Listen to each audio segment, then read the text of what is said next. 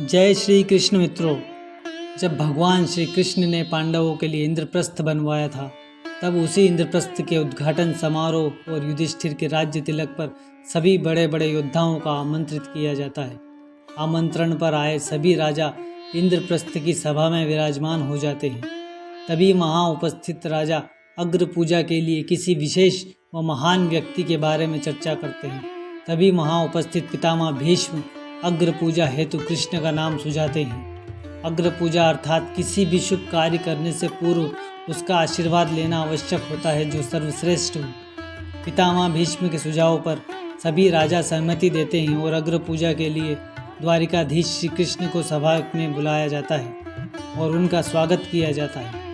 परंतु भगवान कृष्ण की जय जयकार सुनकर वहाँ उपस्थित शिशुपाल उनका विरोध करता है और कहता है कि इस सभा में कई बड़े बड़े योद्धा उपस्थित हैं, तो अग्र पूजा के लिए इस कृष्ण का नाम ही क्यों?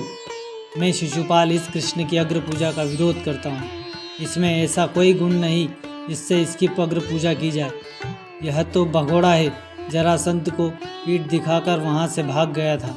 ये इतना कहने पर वहाँ उपस्थित कई वरिष्ठ जनों ने शिशुपाल को चुप करने को कहा, परंतु शिशुपाल अपनी ईर्ष्या भाव के कारण भगवान कृष्ण को अपशब्द कहता रहा। कभी कृष्ण को चोर कहने लगा, तो कभी गाय चराने वाला, कभी ग्वाला, कभी कामी, तो कभी अधर्मी कहने लगा। कभी दो बापों की संतान, तो कभी कृष्ण को बेशर्म, तो कभी ढोंगी कहने लगा।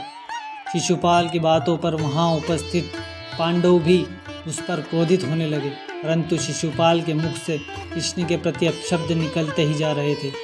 कृष्ण के बड़े भाई बलराम ने शिशुपाल को मारना चाहा, परंतु कृष्ण ने उन्हें यह कहकर रोक दिया कि उन्होंने अपने बड़ी बुआ, जो कि शिशुपाल की माता है, उन्हें वचन दिया था कि वे शिशुपाल के 100 गुनाह माफ़ कर देंगे, परंतु 101 होने पर उसे क्षमा नहीं कर सकूंगा।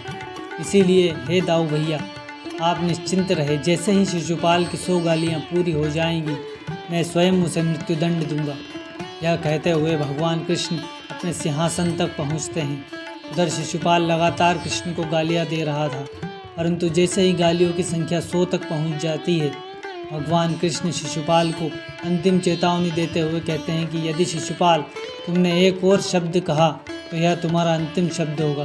परंतु शिशुपाल फिर भी भगवान कृष्ण की बातों को न मानते हुए उन्हें एक और गाली देता है। जैसे ही शिशुपाल की गालियों की संख्या 101 हो जाती है, तब भगवान श्री कृष्ण विवश होकर अपना सुदर्शन चक्र धारण करते हैं और शिशुपाल का वध कर देते हैं। शिशुपाल का वध करते ही सभी सभा में उपस्थित लोग हैरान रह जाते हैं।